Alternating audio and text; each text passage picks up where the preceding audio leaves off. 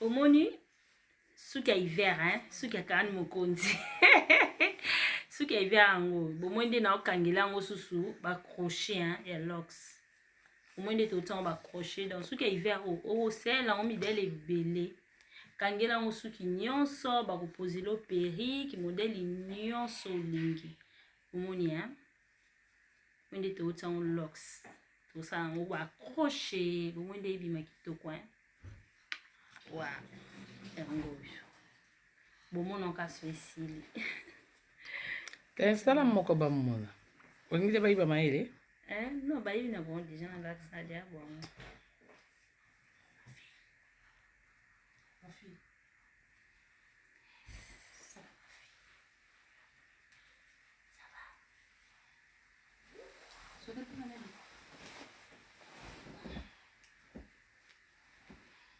Tokangi na no arabe hein. Tokangi yango arabe. Arabe on fina makasi te pa obela mutu hein. Faut kanga malembe po ya suki déjà okangaki. Donc tango kangi arabe faut vraiment o kanga makasi te. Kande na laksa bino na vidéo. Après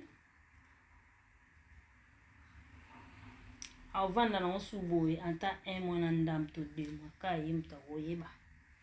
Soka olingo rumia na ngote, soka olingo rumia na